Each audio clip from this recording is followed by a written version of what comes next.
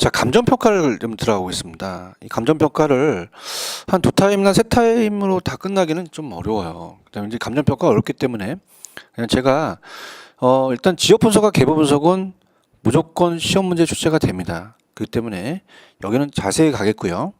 가격제 원칙도 마찬가지예요. 근데 이제 요 다음 파트에 이제 배우실 3방식이 어려워요. 3방식은 개념만 좀 작고요. 그 다음에 물건별 감정평가와 공시지가 이런 식으로 좀 진행을 하도록 할게요. 자, 지금 이제 127페이지 가시면 유사지역이라는 걸 이제 다뤄볼 거예요. 유사지역은 자, 보시다시피 대상 분석에 속하지는 않습니다. 그래서 인근 지역과 유사한 특성을 갖는 지역을 말하고요. 자, 그러면 인근 지역과는 지리적 위치가 좀 다르죠. 그래서 이제 님번에 보시면 특성에 대상 부동산에 속한 인근 지역과 용도와 기능과 가격이 좀 동질한 지역이다. 이렇게 보시면 되고요. 동일 수요권은 어떻게 돼요? 아까 수요 공급이 동일 지역으로 서로 가격에 영향을 미칠 수 있는 대체 관계 성립될 수 있는 곳이죠. 그래서 이제 대상 부동산과 대체 경쟁 관계가 성립하고 가치 형성에 서로 영향을 미치는 관계가 있는 다른 부동산이 존재하는 권역이에요. 인근 지역과 유사 지역을 포함하겠죠. 이러한 동일 수요권은 거래 사례의 한 선택의 최원방권으로 사례를 구할 수 있는 가역적인 지역입니다. 동일 수요권은 각종 사례자료의 수집을 통해 감정평가의 정밀도가 높아지겠죠. 자, 그러면서 동일 수요권에 대한 파악이라는 게 있습니다. 그래서 이 동일 수요권의 파악을 할 때 어떻습니까? 이 용도에 따라서 그 범위가 설정이 되겠죠. 자, 주거지는요, 통근에 대한 게 중요합니다. 그래서 보통은 요즘은 수도권은 도심의 직장이라면 거의 1시간 내는 오죠. 근데 5시간 걸리면 안 되겠죠. 그죠? 그래서 이제 여기는 이제 주거지는 일방적으로 도심의 통근에 동그라미 있죠. 통근이 가능한 지역 범위와 일치됩니다. 그래서 뭐 여러 가지 이제 그 범위가 좁아지기도 하고 넓어지기도 하고요. 그다음에 이제 상업지는 배후지예요. 배후지는 상권입니다. 그래서 우리가 이 상업지는 배후지를 갖고 따지겠죠. 배후지의 크기에 따라 다르겠죠. 그래서 이제 어떻습니까? 우리가 고도상업지는요, 우리가 동대문 남대문 시장은 서울만 있는 게 아니라 전국에 다 오죠. 고도상업지는 이제 범위가 좀 넓다 이렇게 보시면 되고요. 그다음에 이제 공업지는 제품의 생산과 판매 활동에 대한 게 들어가겠고요. 그다음에 농지와 임지는 거의 출처가 잘 안 됩니다. 그냥 통상적인 형태로 농업 경영이 가능한 거리, 그래서 통근 경작이 가능한 거리 약 2배의 반경이다. 그냥 참고하시고요. 자, 후보지와 이행지가 아까 중요했어요. 요거 있었죠. 그래서 얘가 이제 중요한데, 자, 후보지와 이행지는 바뀐 후로 따지는 게 원칙입니다. 그죠? 그래서 성숙도가 높으면 원칙은 이행 전환으로 동일 수권을 파악해요. 그러니까 아까 주변 용도 지역이라도 상업지로 다 들어가는 거죠. 근데 성숙도가 낮아서 한 10년째 돼서 안 바뀝니다. 그럼 짜증나기 때문에 농지랑 주거지랑 보는 거죠. 자, 요거 주의 깊게 좀 보시고요. 일단 부동산 가격제 원칙이라는 게 있습니다. 그래서 가격제 원칙은 평가사가 평가할 때 가격 원칙을 지켜야겠죠. 그래서 가격제 원칙이 제가 13가지 원칙인데요. 그래서 이제 거기 보시면은 부동산 가격제 원칙이란 부동산이 가격이 어떻게 형성되고 유지되는가에 대한 법칙성입니다. 평가 활동의 지침이 되고, 그래서 독립적이 아니라 시간적, 공간적 상호 관련이 되어 있는데요.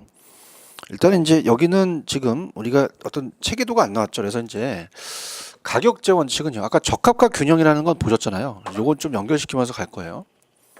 그래서 가격제 원칙은 최유효 이용의 원칙을 가장 중심으로 갑니다. 그러니까 채용의 원칙과 직간접적으로 이제 영향을 줄 수 있는 것들이 이제 나눠지는데요. 자, 먼저 채용의 원칙이에요.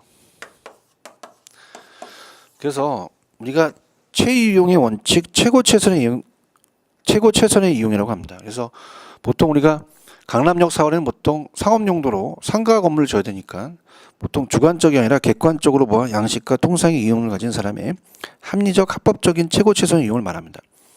그래서 보통 최고 최선의 이용은 합리적이며 합법적이며 물리적 채택이 가능해야 되고 어떤 경험적인 자료에 의해서 지지될 수 있고 경제적으로 타당성이 있다고 판명되는 걸로 최고의 가치를 창출하는 거죠. 뭐 수요 공급의 원칙이 있고 대체 경쟁, 수익 체증 체감, 기여, 수익 배분 균형 적합이 있는데요.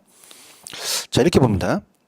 일단은 우리가 먼저 넘기시면은 130페이지 보통 변동과 예측부터 갈게요.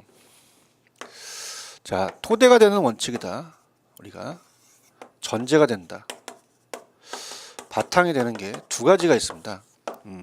130페이지로 가시면, 자, 우리가 이 예측이라는 자체는요, 최유효 판정은 현재 판정이 아니라 장래까지 예측을 해봐야 돼요. 예측이라는 게 중요하겠고, 자, 변동은요, 과거와 현재와 미래는 항상 변동합니다.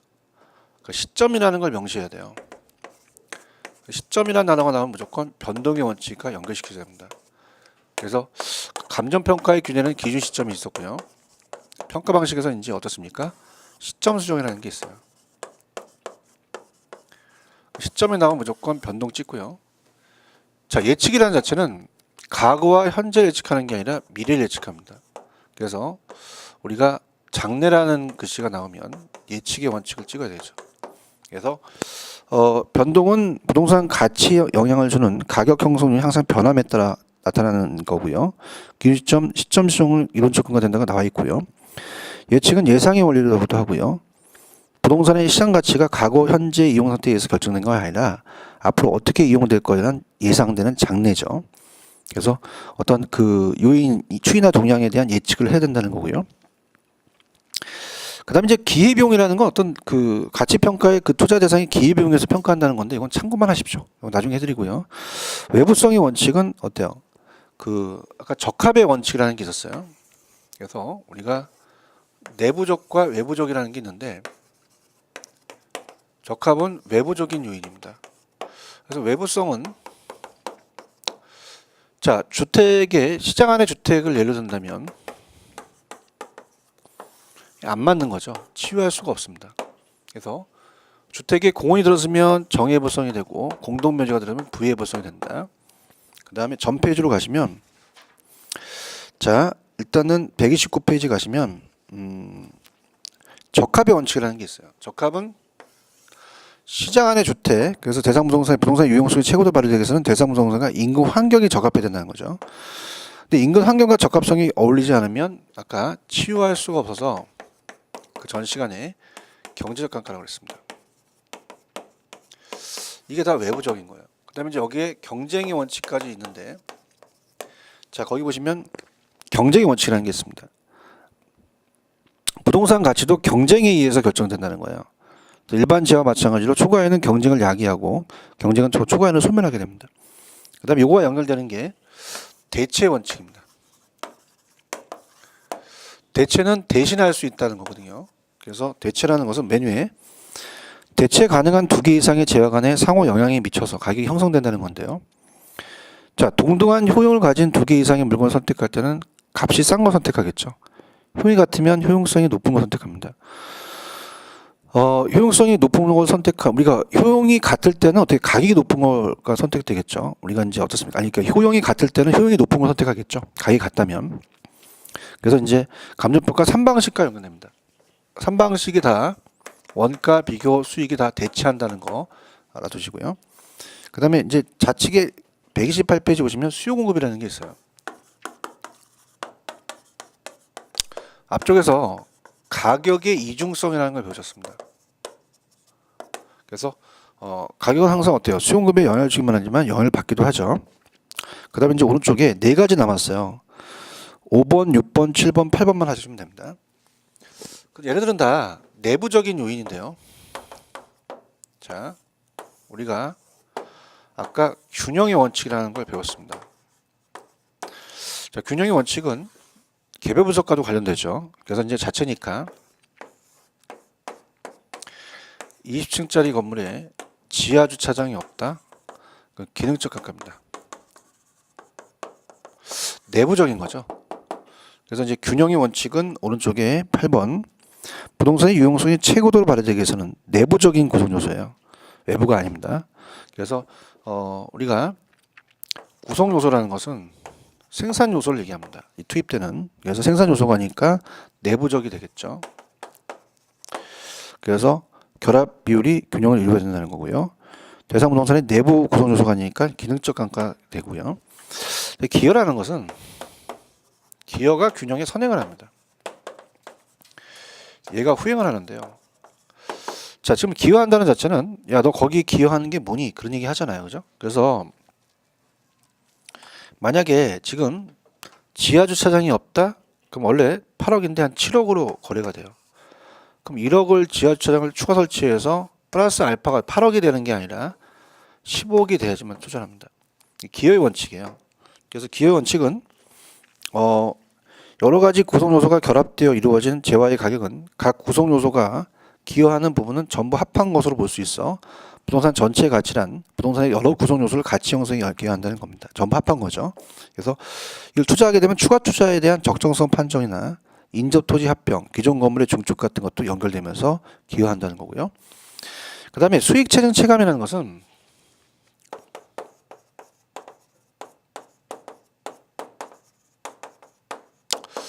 자, 건물이 수익이 계속 체증할 수만 있는 게 아니라 체감할 수도 있습니다. 그러니까 이 내부적인 거를 이제 따져본다는 거고요. 그래서 부동산에 대한 단위 투자액을 계속 증가시키면 이에 대응하는 수익은 어느 정도까지는 체증하지만 그 이후에는 체감할 수도 있다는 거예요. 그래서 수학도 체증할 수 있고 체감할 수 있죠. 똑같습니다. 그래서 이 토지는 어떤 건물 올리는 입체 이용률 성립 근거로 건물의 추가 투자의 적정성 판단을 또 유용하다 이렇게 보시면 되고요. 그 다음에 이제 수익 배분이 좀 어려워요. 자, 수익 배분은 우리가 생산의 3요소가 토지, 노동, 자본입니다. 토지는 움직이지 않기 때문에 부동성 때문에 고정 요소예요. 그래서 먼저 배분되는 게 아니라 지대로서 제일 나중에 배분됩니다. 그럼 노동은 임금, 자본은 이자. 그러니까 수익이 예를 들어 노동은 이제 돈을 잘 안 주면 이직하겠죠. 그래서 가변 요소에 배분되고 나중에 토지 가는 게 수익 배분이에요. 그래서 토지가 낮기 때문에 토지 잔여법이다. 잔여라는 글씨가 나오면 무조건 수익 배분 찍습니다. 그래서 자, 수익 배분은 기업 경영의 총수익은 토지, 자본, 노동 경영의 생산 요소의 고온도에 따라 배분되며 자본, 노동 경영의 대가로 배분된 것을 총수익에서 차감한 나머지 잔여액이 토지로 갑니다. 그래서 수입 방식의 토지 잔여법 이런 게 나오면 무조건 수입 배분의 원칙 찍으시면 됩니다. 자, 그래서 기본소가 아니기 때문에 체계도가 안 나와 있잖아요. 그래서 이제 나중에 이제 기본소가 나오면 더 자세히 해드릴 테니까요. 채용의 원칙이 줍니다. 그래서 토대가 되거나 전제가 되거나 바탕이 되는 것은 예측과 변동이 있고요. 그 다음에 내부는 수수기균으로 외우세요. 수수기균은 이제 기여가 먼저 선행과 균형이 나중에 합니다. 또 외부는 외적과 경쟁한다. 대치와 수용금은 뭐 간접적이니까 그렇게만 보시면서 처음에 이제 이걸 다 염두에 마스터하기 좀 그래요. 그래서 그런 식으로만 보시고요. 그다음에 이제 아까 약속을 드렸듯이 우리가 페이지로 가시면 131페이지 3방식은요. 이 3방식의 개요만 보고 이 중간에 있는 이 내용들은요. 제가 나중에 기본서 가서 해드리도록 할게요. 자, 이걸 해드리게 되면은 이제 어떻습니까? 우리가 뭐 기본서에 나와 있는 내용들을 전부 다 하기 때문에 입문 과정이라고 볼 수는 없죠. 그래서 여러분한테 131페이지 중요하고요. 그다음에 내용에 나와 있는 거는 뭐 그냥 제가 나중에 그 정리를 해드리려고 하고요. 그다음에 이제 페이지로 가시면 142, 143, 144가 유일하게 두 문제가량 출제될 수도 있어요. 그러니까 이제 저를 믿으시고 그냥 저를 따라오시면서 감정평가의 기본 원리 131페이지로 가볼게요. 자, 3방식이 어렵습니다. 그래서 3방식이 많이 어렵더라도 그 자체에 3방식 6방법이 뭐가 있는지는 꿰뚫고 있으셔야 돼요. 그래서 지금 원가 방식, 비교 방식, 수입 방식이라는 게 있습니다. 그래서 3방식 6방법이 되어 있거든요. 자, 그러면 가격의 삼면성이라는 자체가 이제 그 내용 등이 들어있기 때문에 연결시켜 볼게요. 자, 가격의 삼면성입니다. 그래서 비용성, 그 다음에 시장성, 수익성이 있습니다. 3방식인데요. 자, 비용성은 어떻습니까? 이 분필을 만들 때 비용이 들어가죠. 비용이 얼마만큼 투입됐냐라고 해서 요거는 원가 방식입니다. 만드는 가격이니까 우리가 만드는 가격이니까 공급 가격과 관련되고요. 그래서 보시고 이 분필이 시장에서 얼마나 가격이 매겨지는지를 제가 알아보려고 시장에 나가서 비교했어요. 시장성은 비교 방식이죠. 그래서 이거는 이제 균형 가격이라고도 하고요. 보통 시장 가격과 관련되겠죠. 그다음에 분필을 제가 이걸 사서 좀 잘 나오는 분필을 사서 여러분한테 강의를 하면서 수강료를 받습니다. 이 분필을 사용하면서 수익을 얻거든요. 그러면 이걸 사서 수요 가격으로서 우리가 수익성은 수입 방식이 됩니다. 3방식이라는 거. 그래서 이제 암기 방식이 다 수죠. 수수수. 근데 3방식 6방법이라는 것은요. 자, 가격만 있는 게 아니라 우리가 임대료도 나옵니다. 임대료. 그래서 임료 또는 가액 이렇게 표시하는데요. 자, 여기서 이제 6가지로 갈리는 거를 눈여겨있게 보셔야 돼요. 그래서 이제 자, 원가 방식에서 우리가 가격을 구하는 게 원가법입니다. 그것은 이제 시산 가격과 임료는 시산은 임시로 계산된 거죠. 시산 가격, 시산 임료. 그래서 이거를 복선 가격이라고도 하고요. 또는 적산 가격이라고도 합니다. 쌓을 적, 복선은 새로 만들었을 때 그죠. 원가를 따지니까. 그 다음에 임료를 구하는 건 적산법입니다. 그래서 이거를 임료, 적산 임료라고 얘기하고요.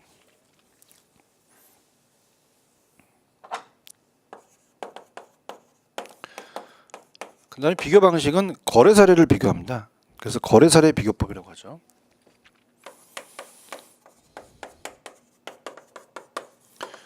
그 대상 부동산을 사례와 비교해서 준했다. 비중 가격, 비중 가액. 보통 요즘은 가액으로 가격을 액으로 이제 다 바꿔서 얘기를 해요. 그다음에 이제 임료를 구하는 게 임대 사례 비교법입니다.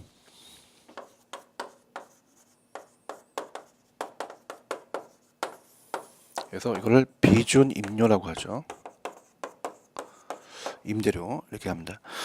그다음에 이제 공시지가 기준법이 있는데요. 공시지가는 이제 토지예요. 원래 육방법인데 이제 토지는 공시지가 기준법으로 한다고 거래사례에서 바뀌었습니다. 그래서 이 동시지가 기준법.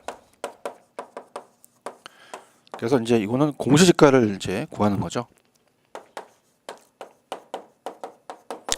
그냥 공시지가는 우리가 표준지 공시지가를 얘기를 합니다. 이렇게 되고요.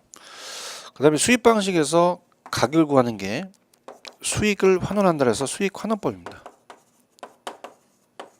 그래서 이거를 수익 가격이라고 하고요. 자, 임료는 이제 수익을 분석하는 게 임료예요.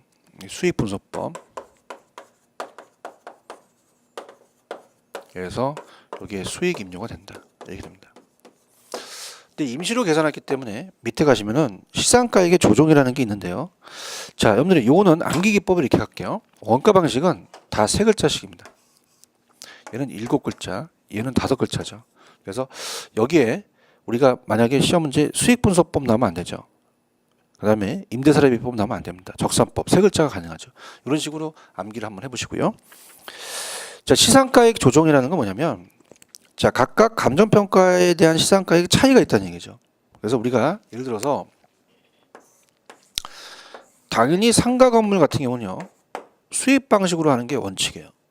근데 원가를 구하거나 비교했을 때 가격이 다 틀릴 수가 있거든요. 그래서 이 대상 물건의 적정가를 산출하기 위해서는 시장가액을 조정해서 최종적인 감정평가를 추게 됩니다. 그 다음에 만약에 어때요? 수입 방식으로 하는 게 가장 주방식인데 원가로 따질 수 있고 비교가 원가는 뭐 50억, 비교는 40억, 수입 방식은 70억 나왔다고 해서 이걸 3으로 나눠서 산술평균하면 안 돼요. 산술평균이 아니라 항상 이 상업용이라는 자체의 가중치를 두는 가중평균으로 가야 된다는 거 꼭 기억하시기 바랍니다. 됐습니다. 이렇게 하고요. 제 말씀대로 좀 믿으시고 이 3방식 6방법이라는 내부 세부적인 것은 굉장히 어려워요. 이걸 다 우리가 한다는 것은 제가 기본 강의 가서 해드리도록 하고요. 자, 저를 믿으시고 그냥 페이지 142페이지로 가세요.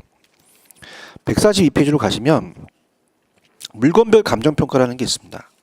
그래서 여기가 중요해요. 그죠? 그래서 이제 입문 과정에서는 내용들을 세부적으로 가게 되면요, 우리가 이제 강의 자체가 우리가 기본 강의처럼 또 돼버려요. 그래서 이제 저의 말을 믿으시고 우리가 142페이지를 가시면 142의 물건별 감정평가에서 시험 문제가 한 문제가 배정이 되어 있습니다. 중요하고요. 그 다음에 이제 오른쪽에 공시지가 제도도 한 2문제 정도 출제가 될 수 있어요. 그래서 가볼게요. 자, 갑니다. 그래서 이제 보통은 우리가 임료보다는 가격으로 구하는 게 원칙이에요. 그래서 이제 가격을 평가하는 게 거의 많이 평가사가 평가합니다. 그래서 가격을 본다면 우리가 이 세 가지가 있죠. 그래서 다시 한번 볼게요. 원가법, 그 다음에 거래사례 비교법, 그 다음에 수익환원법이라는 게 있습니다. 자, 원가법은요, 일단 원가를 구해야 되는데요. 자, 보세요, 여러분들. 토지는 원가를 사용할 수가 없어요. 토지는 비교 방식의 공시지가로 가야 됩니다. 비교 방식으로. 그럼 건물은 이 원가법으로 가야 되는데요. 원가법은 거의 상각자산이에요. 그래서 상각이 돼야 됩니다. 대표적인 게 이제 건물, 건설기계, 선박, 항공기가 있죠. 근데 어떻습니까? 우리가 자동차라는 자체는 시장성이 많아서 거래사례 비교법은 일단 거래사례가 많아야 됩니다. 자동차만은 거래사례 비교법으로 빠져나가요. 그죠? 자동차 주의 있게 봐야 되고요. 그 다음에 이제 토지는 비교 방식이니까 공시지가, 편지 공시지가로 기준을 하겠고요. 자, 우리가 보통 이 여기는 안 나와 있지만 염전이라는 바닷물을 끌어들여서 소금을 채취하는 토지가 있어요. 그래서 염전도 거래사로 가고 산림도 거래사로 갑니다. 과수원도 거래사로 가고요. 그 외에 모든 동산도 평가하면서 동산 다 거래사로 가요. 자, 그럼 어떻게 보시냐면요, 거래사례가 많아야 되죠. 그러면 염산도 밖에서 팔고요. 과자는 맛동산이 많이 있습니다. 그럼 얘네들은 거래가 많이 되기 때문에 거래사례로 가요. 근데 수익환원법은 건이라는 게 붙습니다. 그래서 어업권, 영업권, 특허권. 자, 이 건이라는 것은요, 이런 권리부터 수익이 발생하기 때문에 상각이 되지도 않고 시장에서 빈번히 거래된 건 아닙니다. 그래서 건이 나오면 무조건 수익환원법 찍으셔야 돼요. 자, 그럼 가볼게요. 자신감을 가지시고 저랑 같이 갈게요. 자, 토지는 공시지가로 갑니다. 건물은 원가법이죠. 그 다음에 건물과 토지를 일괄 평가할 때는요, 같이 가요. 그래서 건물과 대지가 같이 가기 때문에 일괄해서 평가하고 거래사례 비교로 가고요. 염산과자 맛동산, 제가 산림과 과수원은 거래사례죠. 그래서 산지는 이제 공시지가로 가고 임목은 거래사례. 산지와 임목을 일괄할 때는 거래사례로 간다. 과수원도 거래사례 비법입니다. 자, 공장은 유형과 무형 자산이 있는데 일괄할 때는 수익환원법으로 가고요. 자동차는 거래사례 비법이 원칙이죠. 근데 건설기계, 선박, 항공기는 원가법으로 간다 그랬고, 효용 가치가 없다는 자체는 폐차, 그죠? 처분 가치가 없을 때는 해차 처분가가 가고, 동사는 거래사례 비법 가고요. 임대료는 임대사례로 갑니다. 거의 비교 방식으로 가는 게 거의죠. 그래서 이것만 좀 주의하죠. 그래서 임대료는 임대사례 비교법으로 가고요. 자, 무형자산, 광산도 수익가액이 수익환원법으로 가요. 장래 소요 기업비 현가액이고, 강업권도 수익환원법으로 갑니다. 광산가에서 이제 현전시설 가격 빼고, 그 다음에 수익가격에서 뺀다는 얘기죠. 마이너스가. 그 다음에 어업권은 무조건 제가 권은 뭐예요? 수익환원법이죠. 어업권, 그다음에 영업권, 특허권, 실용실현권, 디자인권, 그 다음에 상표권, 저작권, 정연, 측선, 이용권 다 수익환원법 하고요. 유가증권은 주식이 상장이 되어 있다는 건 거래가 됩니다. 상장 주식과 상장 채권은 다 거래사례입니다. 비상장은 다 수익환원법, 기업 가치는 수익환원법을 한다. 그렇게 가시고요. 그다음에 이제 오른쪽에 공시 가격에 대한 공시 제도가 굉장히 시험 출제 빈도가 높습니다. 그래서 최근에 올해도 시험 문제가 굉장히 많이 나왔어요. 그러니까 공시지가는 부동산 가격 공시 및 감정 평가에 관한 법률과 합쳐서 한 3문제 정도를 물어봤다고 봐야 돼요, 간접적으로. 그러니까 굉장히 많죠. 6에서 7문제인데 3문제는 굉장하거든요. 그래서 부동산 이제 공시라는 건 뭐예요? 함께공 보유 시 가격을 공시한다는 얘기죠. 그래서 이제 부동산 가격 공시 및 감정 평가에 관한 법률에 의해서 토지, 주택 등 부동산의 적정 가격을 공시합니다. 가격 상승이 기준이 되죠. 기준이 있어야 되니까. 토지, 건물, 동산 등의 감정 평가에 관한 사항을 정함으로써 이 적정한 가격 형성을 도모해서 나아가 가격이 나와줘야 효율적인 이용과 국민 경제 발전에 이바지하겠죠. 자, 공시지가입니다. 자, 아까 제가 토지는요, 이 공시지가 기준법에 편의 공시지가를 기준으로 합니다. 자, 그러면 자, 공시지가로 가볼게요.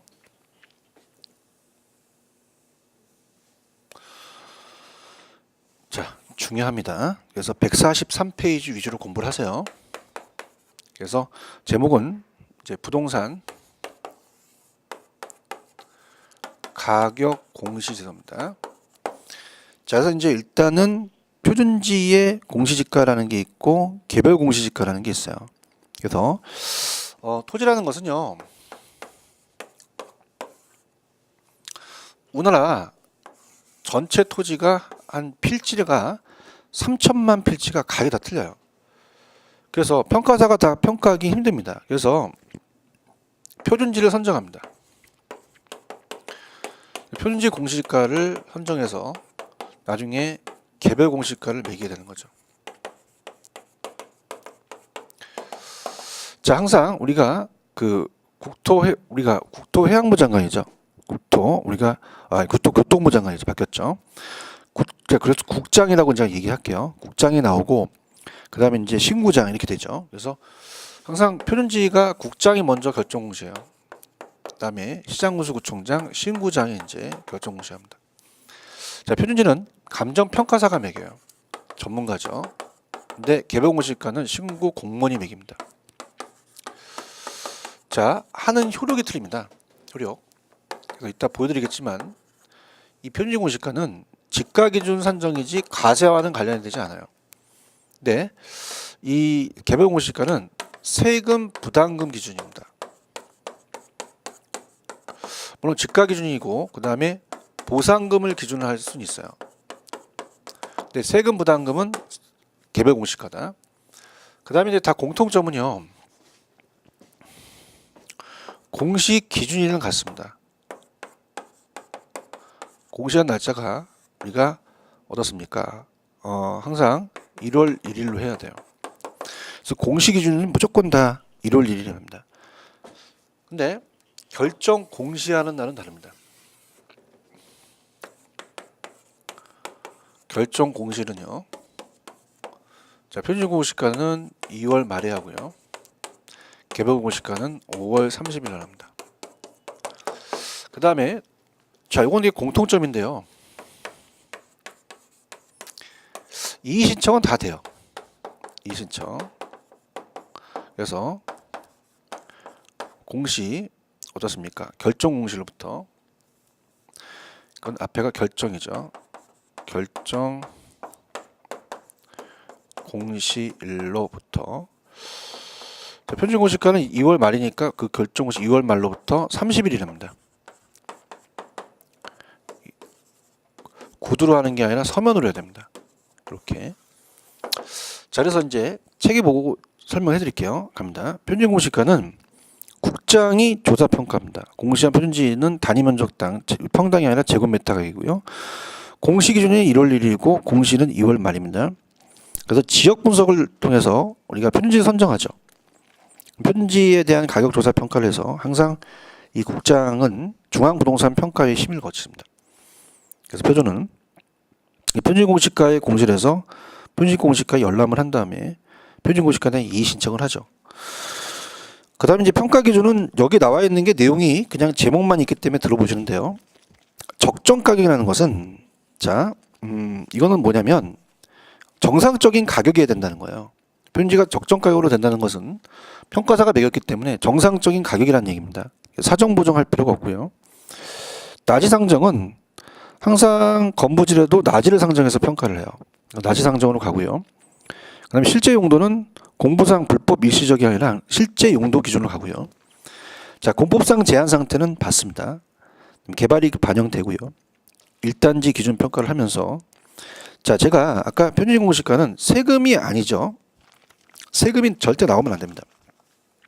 그래서 가장 큰 거는 어때요? 토지시장이 지가 정보를 제공해줘. 일반 토지거래 지표가 되고, 그래서 일반적인 토지거래 지표가, 자, 어떻습니까? 공시지가는 구속력을 갖지는 않습니다. 그죠? 뭐 공시지가가 토지 이용의 증진과 지가 상승을 과는 관계가 없겠죠. 그래서 어떤 구속력을 갖지 않는다. 그 다음에 국가 등의 지가 산정의 기준, 아까 수용시 보상금 산정은 기준이 된다 그랬어요. 개발부담금이 아니라. 그 다음에 감정평가업자의 개별 토지 가격의 산정 기준. 평가사가 어느 개별 토지를 산정할 때 평가의 기준이 될 수가 있다는 얘기입니다. 이렇게 보시면 되고요. 자, 그 다음 오른쪽. 자, 개별공시가입니다. 자, 개별공시가는 누가 결정하냐면 시장군수구청장이죠. 공무원이 표준지와 개별 토지 특성을, 자, 우리가 이렇게 보시죠. 시군구 공무원은 전문가가 아닙니다. 그래서 토지 가격 비준표를 작성해줘요. 그래서 국장이 작성을 해주겠죠. 평가사에 대한 것을 우리가 도움을 받아서 이 토지 가격 비준표는 표준지 공시가가 기준입니다. 그래서 이 시군구 공무원이 표준지와 개별 토지의 특성을 토지 가격 비준표에서 비교해서 조사 확인한 다음에 시장군수구청장이 공시한 개별 토지의 단위 면적당 가격을 개별 공시가라고 합니다. 그럼 공시 기준은 1월 1일이고요. 공실은 제가 5월 30일이라고 그랬죠. 토지 특성 조사 후 개별 공시가를 산정합니다. 그래서 감정평가사의 지가 검증과 토지 소유자의 의견 청취에서 항상 개별은요 중앙이 아니라 시군구입니다. 시군구 부동산 평가. 그러니까 신구장이 하는 건 무조건 시군구 부동산 평가예요. 국장이 하는 건 중앙 부동산 평가고. 시군구 부동산 평가의 심의를 거쳐서 개별 공시가를 결정 공시하죠. 자, 표준지도요. 토지는 지금 공시지가기준법 표준지 공시가로 하는데 표준지는 어때요? 그 지역마다 표준지가 있습니다. 그래서 비교 방식이죠. 그래서 표준 공시가도 기준하는 경우도 비교 방식을 적용시켜서 개별 공시가를 산정할 때는 표준 공시가에 토지가격 비준표상의 가격배율을 곱해서 산정하겠죠. 자, 무조건 개별은 세금입니다. 그래서 국세, 지방세, 과세, 개발부담금 부과, 농지보전부담금 부과, 부담금 동그라미, 세금 동그라미, 그다음에 국유, 공유, 재산의 사용료, 대부료 산정을 위한 토지 가격이 바로 개별 공시가다. 이렇게 보시고요. 그다음에 이제 넘겨보시면은 주택도 공시를 합니다. 그래서 이제 보통 이제 주택가격 공시제도가 만들어졌죠. 토지와 건물을 구분과세로 인한 지역별 주택 유형별 불평등에 대한 문제점을 해소하기 위해서 우리가 주택도 공시를 하자는 얘기입니다. 그래서 보유세 형평과세를 위해서 2005년서부터 토지 건물을 통합한 주택가격 공시제도가 도입되기 시작합니다. 그래서 주택은요, 나중에 이제 공법 시간에도 배우시겠지만 주택은 단독주택과 공동주택으로 나눕니다. 자, 공동주택은요, 아파트가 대표적이죠. 자, 아파트는 시세가 나와 있기 때문에 굳이 평가사가 표준을 구할 필요가 없어요.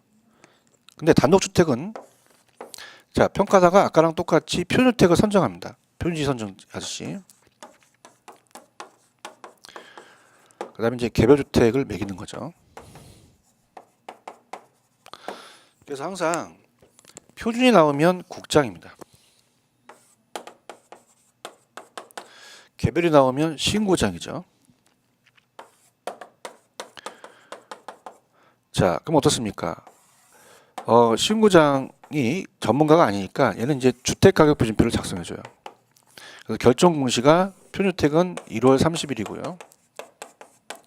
그 다음에 개별주택은 우리가 4월 30일이 됩니다. 그래서 표준은 1월 31일, 그 다음에 개별은 4월 30일이라고 되어 있죠. 그럼 아파트 같은 경우는 자, 한국감정원이라는 데서 전수조사해버려요. 그렇기 때문에 굳이 표준과 개별을 구분할 필요가 없습니다. 그럼 다이렉트로 그냥 국장에 가겠죠. 신고장이 아니라. 자, 그러면 이건 야매로.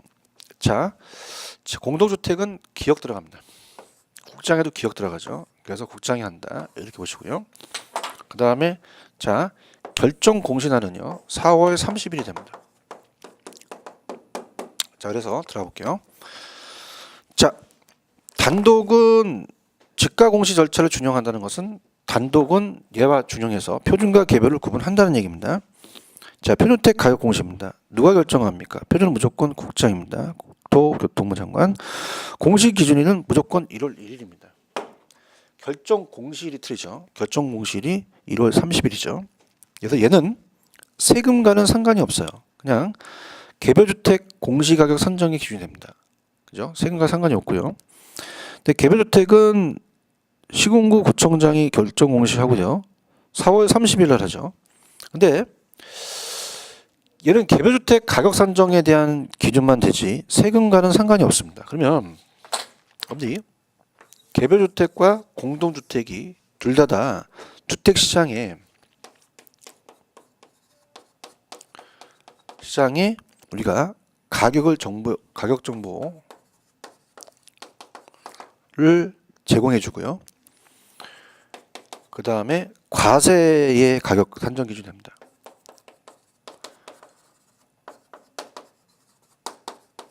자, 그래서 오른쪽에 공동주택은 어떻게 돼요? 공동주택은 기억 들어가니까 국장이 하죠. 공시 기준은 1월 1일이고 결정 공시는 4월 30일입니다.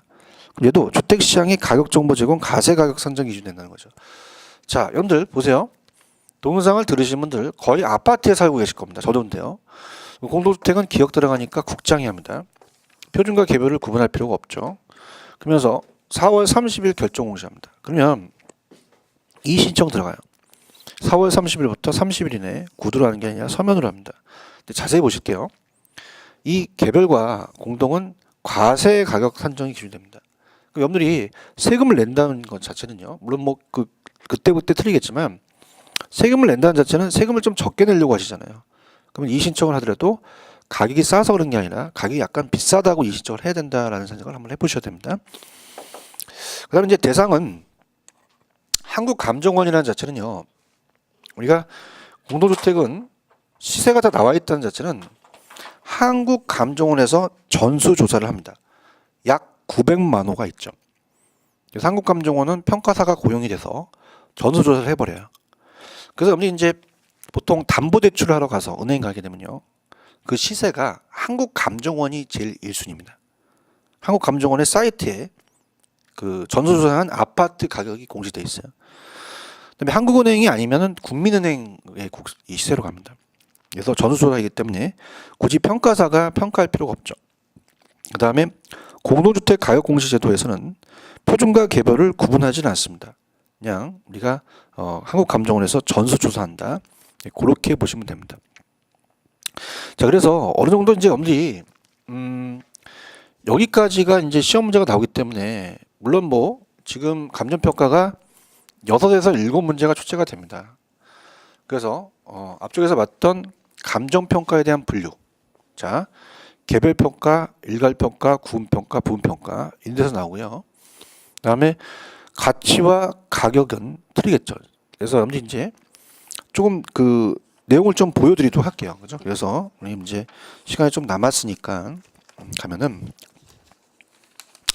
넘겨보세요. 자, 제가 이제 페이지를 한번 적어 드리도록 하겠습니다. 자, 우리가 6에서 한 7문제가 출제가 돼요. 그래서 이제 여기다가 적어 드릴게요. 그럼 여러분들이 이제 입문 과정에서 물론 3방식 6방법은 제가 세부적으로 안 들어갔다라는 얘기는 말씀을 드렸죠. 그래서 꼭 1, 2월 달에 제가 해드리도록 하겠고요. 자, 페이지를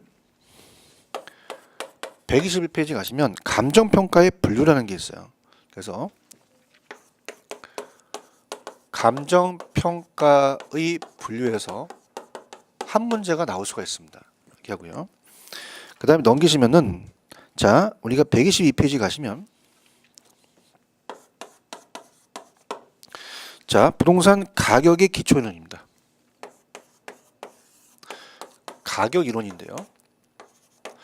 가치와 가격이 다르다고 했죠. 여기 이제 보셔서 공부를 좀 하셔야 되고요.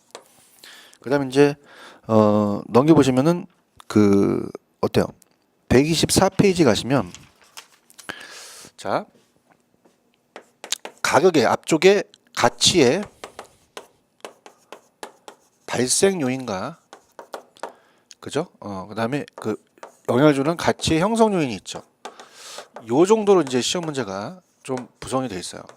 그래서 여기서 이제 문제가 하나가 나올 수가 있고요. 그다음에 이제 또 여러분들한테 보여드릴게 125페이지입니다. 자, 어느 분석이 먼저 선행해야 돼요? 지역 분석을 한 다음에 개별 분석을 한다고 배우셨죠. 여기서도 문제가 한 문제가 배정이 되어 있어요. 그 다음에 이제 넘겨보시면은 페이지 128. 자, 가격제 원칙입니다. 부동산 가치 원칙이기도 한데요. 가격의 재원칙. 여기서도 한 문제가 배정이 됐습니다. 그러면 하나, 둘, 셋, 넷. 자, 네 문제 정도가 배정이 됐다면 이쪽에서 점수를 따세요. 그래서 여러분 이제 제가 약속을 드린 게 131페이지는 3방식은요. 문제가 한 두 문제에서 세 문제가량도 출제가 될 수는 있어요. 근데 거의 두 문제를 본다면 두 문제가 나오는 쪽으로는 굉장히 어렵습니다. 그래서 아까 왜 제가 원가법, 적산법 세 글자 순으로 간다 그랬죠. 그죠? 그래서 여기 조금 여러분한테 양해를 구할게. 132페이지서부터 이 내용을요. 지금 마스터한다라는 자체는 조금 여러분들이 1, 2월 달에 가서 제가 해드릴게요. 1, 2월 달에 이제 기본소가 나옵니다. 그러니까 충분히 내용도요 더 많아요. 그래서 천천히 이제 입문 과정에서 3방식이 이런 게 있구나라는 걸 보시면서 가는데 그렇다고 해서 제가 그냥 넘어갈 수는 없고요. 아까 제가 분명히 제 약속을 드리면서 142페이지를 말씀드렸습니다. 자, 142페이지 가시면 자, 제목이 물건별 감정평가입니다. 여기가 나올 가능성이 거의 80%예요. 자, 왜 그러냐면요. 여러분 생각하실 때 토지와 건물을 많이 평가하거든요. 그래서 건물은 원가법으로 하고 토지는 공시지가법으로 한다는 자체가 가장 중요합니다. 그래서 건물과 토지를 일괄할 때는 거래 사례로 가고요. 그 다음에 제가 아까 이 삼각자산, 건물, 건설기계, 선박, 항공기 이런 것들은 다 원가법이고요. 자동차만은 거래 사례로 간다 그랬어요. 그래서 염산가자 맛동산이라는 거 기억하시죠? 염점, 산림, 가수원, 자동차, 동산. 그 다음에 건 나오면 무조건 수익하는 법 찍으라 그랬습니다. 자, 여기 시험 문제 나왔습니다. 25회. 그래서 한 문제 정도가 배정이 됐기 때문에 이거 맞춰주셔야 돼요. 여기가 한 문제가 됐고요. 그 다음에 이제 여러분들이 143페이지 가격 공시는 한 문제에서 두 문제가 출제가 됐는데 간접적으로 25회 때는 한 세 문제 정도 물어봤다고 볼 수 있어요. 굉장합니다. 6에서 7문제에서 거의 반 나왔거든요. 그죠? 그러니까 여기는 막 계산 방식에는 뭐 그런 게 없어요. 여러분 이제 충분히 할 수 있으니까 저랑 따라오시면서 요걸 하면서 정리를 할게요. 자, 갑니다. 공시 기준이 1월 1일입니다. 근데 결정 공시는 틀립니다. 그죠? 그래서 2월 말 5월 30일, 1월 30일, 4월 30일 요거 꼭 기억하셔야 됩니다. 근데 이 신청 가능하죠. 결정 공시로부터 30일 이내에 구두라는 게 아니라 서면입니다. 그 다음 항상 표준 나오면 국장입니다. 그 다음에 개별 나오면 신고장입니다. 자, 공동은요 표준과 개별을 구분할 필요가 없습니다. 그래서 이 암기기법으로 기억 들어가니까 국장이고요. 그 다음에 효력은요 표준공시가는 세금 들어가면 안 돼요. 그래서 일반 토지거래 지표나 지가정보 제공이라든지 지가기준, 보상금 산정까지 들어갑니다. 세금이 나와버리면 안 돼요. 근데 개별은 무조건 세금 부담금이 들어가야 됩니다. 자, 그 다음에 어떻습니까? 표준주택은 개별주택 가격 산정에만 기준이 되지 가격정보 제공이나 가세 가격 산정 기준이 안 돼요. 근데 개별과 공동주택은 주택시장의 가격 정보를 제공하거나 가세 가격 산정 기준이 될 수가 있습니다. 그래서 여기가 한 두 문제 정도가 출제가 될 수 있어요. 자, 그럼 보실래요? 우리가 3방식을 빼놓고 여기 하나, 여기 둘, 셋, 넷, 이거 빼놓고입니다. 그다음에 다섯, 한 6 정도만 나와준다면요. 물론 뭐 한 2문제 정도 8문제에서 3방식이 나올 수가 있죠. 3방식 자체는 굉장히 어렵습니다. 근데 굉장히 어렵고 3방식에 산식이 있고 3방식은 감정평가사를 공부하는 사람도 어려워하는 파트예요. 그래서 여기는 여러분들이 제가 1, 2월 달에 천천히 들어가겠습니다. 그래서 입문 과정은요. 이 동영상을 들으시는 게 장점이에요. 왜냐하면 계속 반복 학습을 하거든요. 그래서 요 지금 했던 우리가 6파트를 충분히 여러분들이 마스터를 해야 됩니다. 그래야지만 최소한 6개가 다 나오지 않는다고 하더라도 4, 5개 정도는 예상이 될 수가 있어요. 그죠? 그래서 25회 때는 8문제까지 출제가 됐었는데요. 그러면 7, 8에서 한 4, 5문제, 한 2, 3문제 정도는 어떻습니까? 우리가 한 방식이라면 여기에 점수를 따시는 게 좋습니다. 특히 3방식은요. 우리가 이제 출제원들이 또 자존심이 있기 때문에 3방식을 계속 어렵게 내요. 계산 문제를 해요. 그래서 거기는 이제 어차피 여러분만 어려운 게 아니라 다 어렵고요. 특히 이제 올해는 계산 문제가 많이 출제됐다는 얘기를 많이 들으셨을 겁니다. 근데 계산 문제가 거의 기출 문제에서 나왔어요. 그래서 나중에 이제 보여드리겠지만 3방식에서 나온 계산 문제도 기출 문제에서 출제가 됐습니다. 그래서 숫자만 바꿔서 내는 취지이기 때문에 3방식이 계산 문제가 좀 어렵게 나오면은 좀 우리가 교과서에 없는 게 나올 수가 있는데요. 그래도 기출 문제 나올 수 있다는 자체를 꼭 기억하시기 바랍니다. 자, 이렇게 해서 우리가 11월달, 12월달 과정은 입문 과정이죠. 그래서 입문 과정은 최대한 그래도 깊게 갔는데 감정평가만 좀 아쉽습니다. 그래서 여러분만 그런 게 아니라 제가 다니는 월요일서부터 토요일까지 다 학원들이 이제 풀 강의를 합니다. 동영상 강의 빼고. 그래서 월요일서부터 토요일까지 강의를 꽉 차 있어요. 공인중개사. 그래서 오프라인에서 강의를 하는 자체도 여러분들하고 틀리지 않고 똑같습니다. 3방식은 어차피 시간적 여유가 있어야 되니까 1, 2월 달에 기본서 나올 때 그때 가서 해드릴 테니까요. 입문 과정에 대한 거를 철저히 하셔야 됩니다.